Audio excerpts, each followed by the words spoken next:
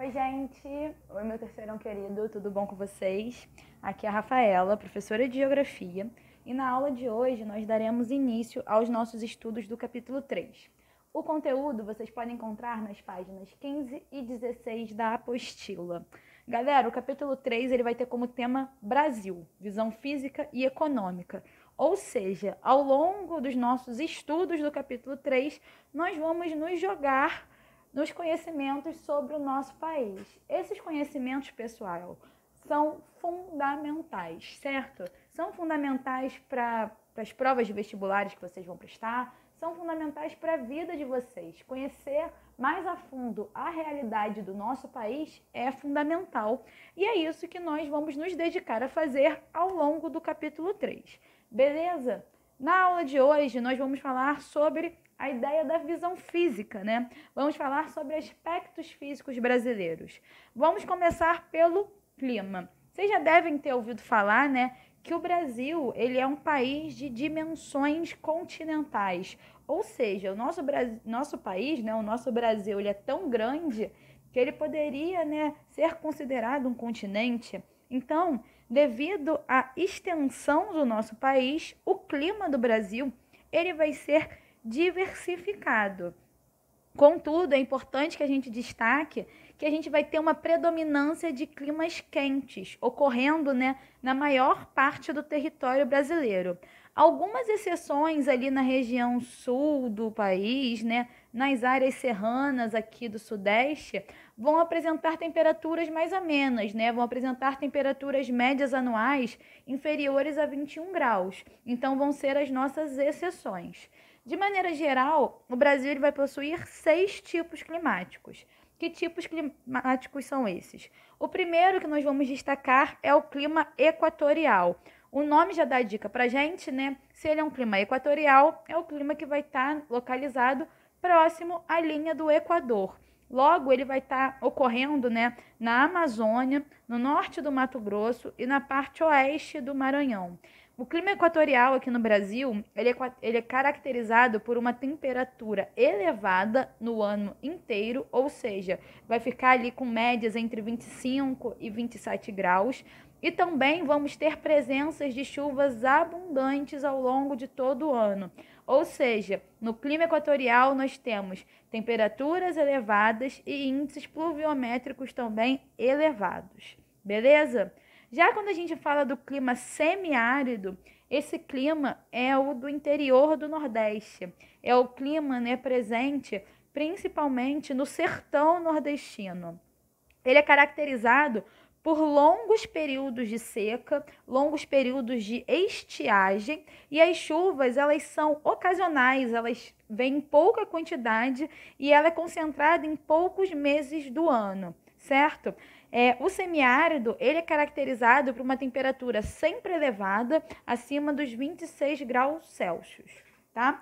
Já quando a gente fala do clima subtropical, a gente está falando de um clima que vai ocorrer no sul de São Paulo, na maior parte do estado do Paraná, em Santa Catarina, no Rio Grande do Sul e no sul do Mato Grosso do Sul. É o clima, né, que é mais característico da região sul do país, né? Pelos estados que eu falei, vocês já devem ter se ligado. O clima subtropical, ele é caracterizado por uma temperatura média inferior a 21 graus Celsius, ou seja, ele já entra, né, naquele grupo de climas mais amenos que a gente conversou no início da aula. Ele também vai ser caracterizado por possuir chuvas bem distribuídas ao longo do ano. Nos invernos, né, a temperatura ela vai ficar mais fria, podem ocorrer até mesmo geadas e eventuais nevadas. E quando ocorre, né, principalmente na área da Serra Gaúcha, vira notícia até do jornal. Imagino que vocês já tenham visto também em algum momento. Quando a gente fala do clima tropical, é o clima que ocorre na maior parte do país. Seria o clima tropical típico, que eu coloquei até ali no quadro pra gente, certo? Ele vai estar presente em toda a região central, em Roraima, em parte do Maranhão, em grande parte do Piauí, em parte da Bahia e também em Minas Gerais. Nesse clima tropical típico, nós vamos ter, né, temperatura alta, entre 18 e 28 graus em todo o ano, e ele vai ser caracterizado principalmente, quando a gente fala em clima tropical típico, pela presença de duas estações bem definidas, uma seca, que é o inverno, e uma chuvosa, que é o verão, beleza? Já o clima tropical atlântico, o nome também dá dica para a gente, vai ocorrer, né, desde o litoral do Ceará até o litoral leste de São Paulo, na área próxima ao Oceano Atlântico, por isso esse nome, certo?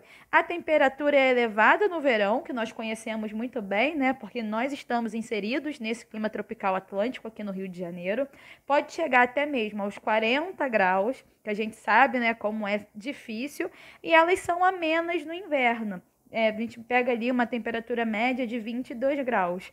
As chuvas são intensas graças à umidade vinda do oceano, certo?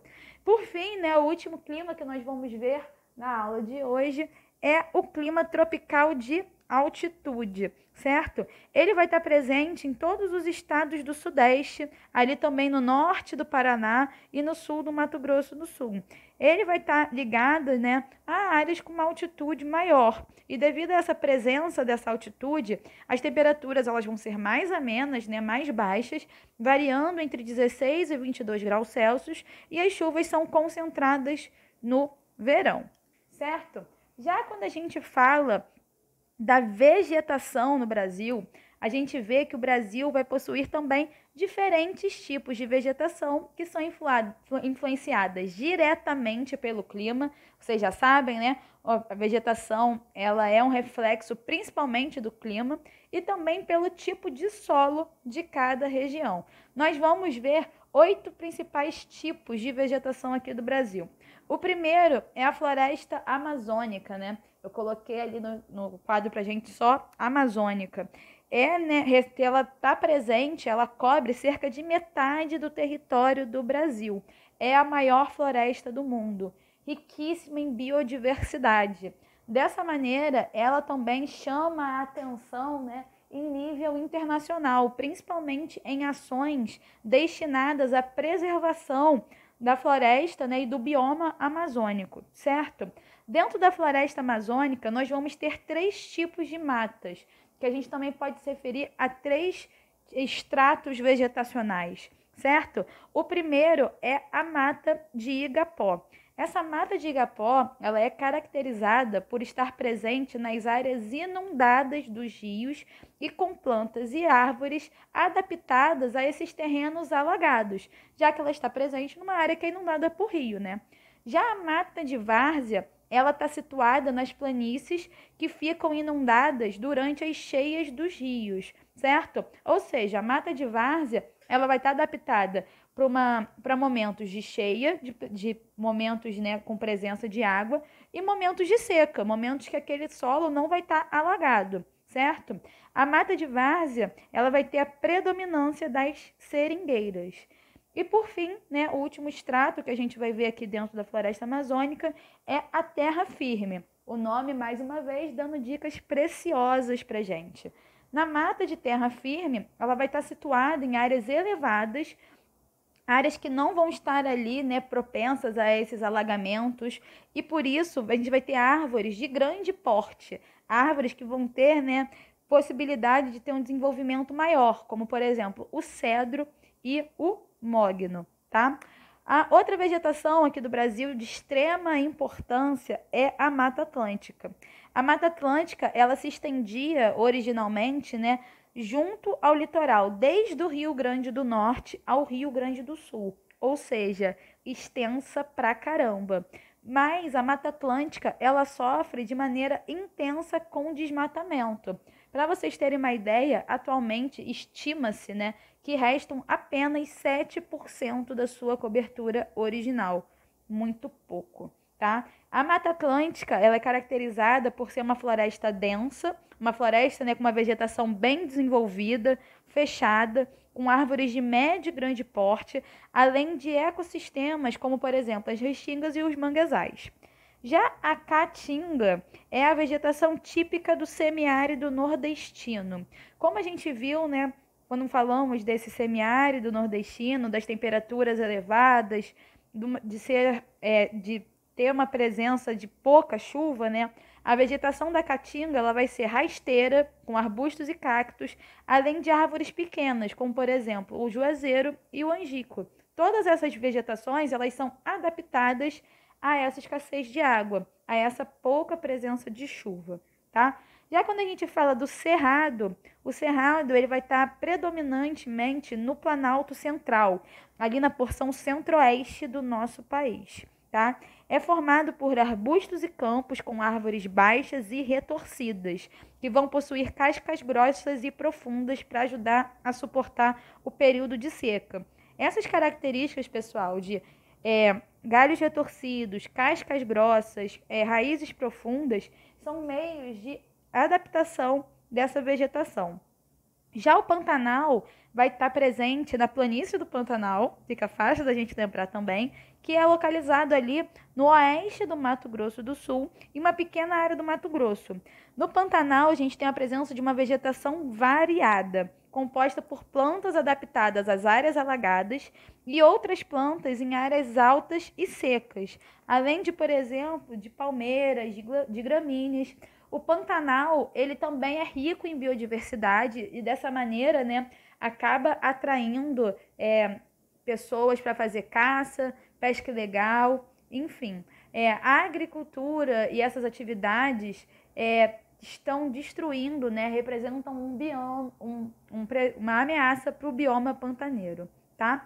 Já os pampas, que também podem ser chamados de pradarias, eles são localizados no extremo sul do Rio Grande do Sul, certo? Caracterizado por uma vegetação rasteira, com predominância de capins, de gramíneas, e inclusive os pampas, eles são, né, adequados para desenvolvimento das atividades ligadas à pecuária, tá? A mata de araucária, ela vai estar presente no sul de São Paulo até o norte do Rio Grande do Sul, certo? Predominam pinheiros, mas também temos erva-mate, cedros, ipês. Enfim, a mata de araucária também foi muito desmatada, restam cerca, né, de 5% da sua cobertura original e está acontecendo esse desmatamento para dar lugar à agricultura e à retirada da madeira, certo? Por fim, o último tipo de vegetação que a gente vai ver é a vegetação de mangues, certo? Os mangues, eles são uma vegetação litorânea que ocorre em áreas baixas sujeitas à ação das marés. Ou seja, os mangues, para se desenvolverem, precisam, né, de um ambiente muito específico, tá? Ele vai possuir aquelas raízes, né, bem altas, que são plantas com raízes aéreas, que a gente consegue ver, né, para fora do solo, se projetando acima do nível das águas e vão se adaptar aos ambientes tanto salinos, dotados de pneumatóforos, que permitem, né, absorver o oxigênio dessas áreas alagadas. Beleza, galera?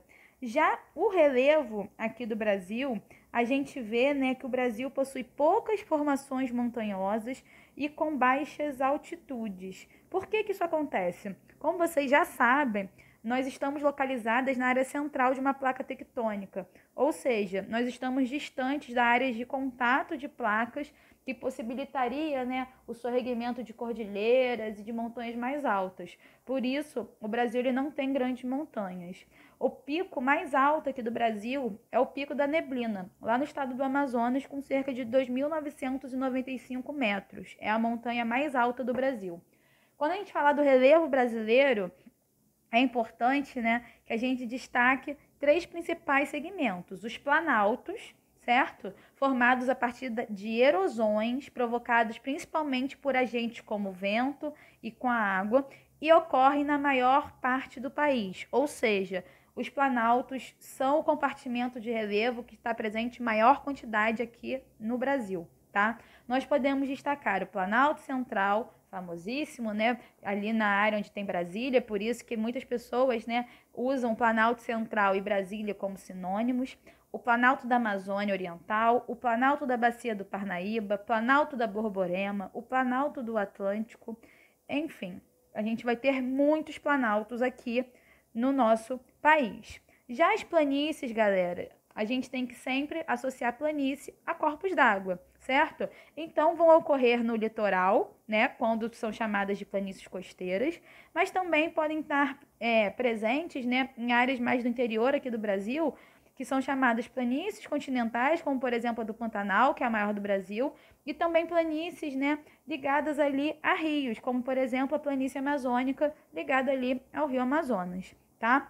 Já as depressões são regiões que sofreram erosão e possuem uma altitude abaixo das áreas ao seu redor. No Brasil, a gente também tem uma quantidade significativa de depressões, certo? O destaque vai ficar pelas depressões amazônicas. Por fim, né, mas não menos importante, vamos falar da hidrografia do Brasil. O Brasil, ele se destaca em nível mundial pelo seu complexo hidrográfico. A gente é muito rico em rios, nós temos rios, uma grande quantidade de formatos variados, porém no Brasil nós não temos a presença tão significativa assim, né, de lagos, certo? Esses rios, eles são utilizados para abastecer as cidades, eles são usados na hidrelétricas para gerar energia, então eles também representam, né, um importante segmento para a nossa economia. A rede hidrográfica aqui do Brasil, ela é dividida em 12 grandes bacias, que é que a gente vai compreender, né, com o rio principal e seus afluentes, mas nós vamos destacar aqui na aula de hoje 4 principais bacias para a gente conversar. A primeira é a bacia amazônica, é a maior bacia hidrográfica do mundo e também ocupa metade do território brasileiro e se estende também por outros países da América do Sul. Então, apesar de ser a maior bacia hidrográfica do mundo, ela não é 100% brasileira, tá? A bacia amazônica ela é formada, né, pelo rio mais extenso do planeta, que é o rio Amazonas, e seus mais de 1000 afluentes, certo? Muita coisa. Quando a gente fala da bacia do Tocantins, Araguaia, ela vai ocupar, né, a 10ª parte do território brasileiro e ela, sim, é a maior bacia hidrográfica localizada inteiramente dentro do Brasil. É a maior bacia hidrográfica inteiramente brasileira. Os principais rios são os rios Araguaia e o rio Tocantins. O nome da bacia, gente, é sempre pelo rio principal, tá? Então, a bacia da Amazônica, o principal rio é o rio Amazonas, a bacia do Tocantins, Araguaia, são os rios Araguaia e o rio Tocantins, certo? Já a bacia do rio São Francisco, que eu tive que até abreviar o nome ali no quadro, ela também se localiza inteiramente aqui no Brasil. O principal rio é o São Francisco e se destaca principalmente pela sua importância na região Nordeste, certo? A bacia do rio São Francisco, né, ela vai ter rios que nunca secam. E como a gente viu que a região Nordeste ela é caracterizada por períodos de estiagem, períodos de seca, o rio São Francisco vai exercer um papel fundamental na região Nordeste do país, certo? Por fim, né, vamos falar da Bacia Platina. A Bacia Platina ela é formada pelas bacias dos rios Paraná, Paraguai e Uruguai. Ela se estende pelo Brasil, mas também vai estar presente no Uruguai, Bolívia, Paraguai, Argentina, certo? E ela também vai possuir a 2ª maior hidrelétrica do mundo, a usina de Itaipu. Importantíssima, tá bom, gente? A gente, para poder fixar os conteúdos vistos na aula de hoje, vamos fazer os exercícios diversos número 9, certo? E também vamos ter a atividade devolutiva 1, né? Referente aos conteúdos do capítulo 3. Eu quero, galera, que vocês expliquem os principais climas brasileiros, né, vistos na aula de hoje. Ilustrações são fundamentais, vão ser avaliadas.